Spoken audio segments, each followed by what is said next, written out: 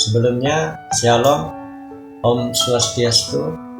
Perkenalkan, nama saya Ilen, Prodi Pendidikan Seni dan Keagamaan semester 3. Di sini saya akan menjelaskan tentang suci menurut agama kepercayaan kami, agama Kristen Protestan.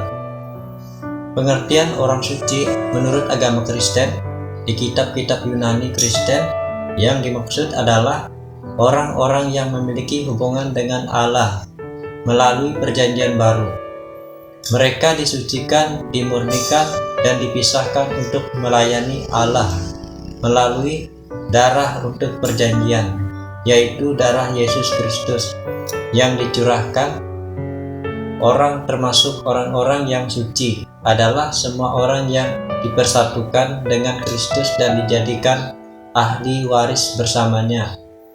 Semua saudara rohani Kristus di sidang jemaat sering disebut orang-orang suci. Golongan klasifikasi orang suci Kristen. Pertama, pendeta pembantu. Disebut pendeta pembantu karena memang tugas utamanya adalah membantu pendeta di tingkatan selanjutnya, baik pendeta muda ataupun pendeta, bahkan senior pendeta.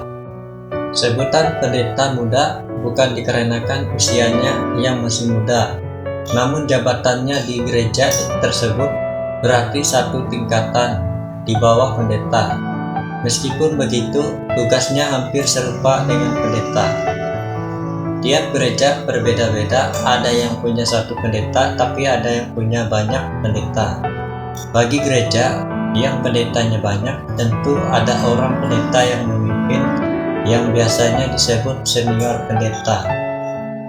Etika orang suci, etika Kristen Yunani, ethos berarti kebiasaan adat, adalah suatu cabang ilmu teologi yang membahas masalah tentang apa yang baik dari sudut pandang kekristenan. Apabila dilihat dari sudut pandang hukum Taurat dan Injil, maka etika Kristen adalah segala sesuatu yang dikehendaki oleh Allah, dan itulah yang baik. Dengan demikian, maka etika Kristen merupakan satu tindakan yang bila diukur secara moral baik. Saat ini permasalahannya yang dihadapi etika Kristen ialah kehendak Allah dari manusia yang diciptakan menurut gambarnya, serta sikap manusia terhadap kehendak Allah itu. Pengertian tempat suci. Gereja merupakan tempat ibadah bagi agama Kristen Protestan untuk berkomunikasi dengan Tuhan.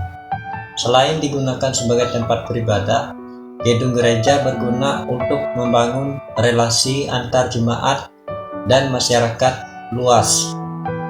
Gereja sebagai sebuah bangunan atau struktur dibangun dengan tujuan utama untuk memfasilitasi pertemuan.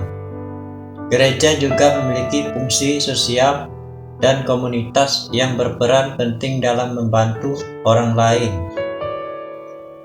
Syarat masuk pendeta atau menjadi orang suci.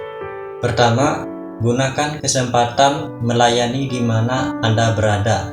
Kata pastor atau gembala berasal dari ide menggembalakan kawanan domba Allah, yang tugasnya meliputi pemberian asupan makanan rohani dan melindungi mereka dari ancaman rohani. Sama seperti seorang gembala melindungi dan memelihara dombanya. Selain menggembalakan, ada pula pengertian bahwa seorang pendeta harus melayani atau memenuhi kebutuhan. Secara umum, setiap orang percaya harus menggembalakan dan melayani sesama, baik di lingkungan kerja, sekolah, di rumah, maupun di gereja. Berusaha melayani orang yang kita jumpai tiap hari adalah latihan yang baik untuk menjadi seorang pendeta. Sepenuh waktu, setiap calon pendeta perlu mempergunakan tiap kesempatan yang Tuhan sediakan sehari-hari. Sebelum menambah tanggungan, lainnya melayani sepenuhnya dalam gereja. Sekian yang dapat saya jelaskan. Shalom. Om Santi Santi Santi Om Sahe.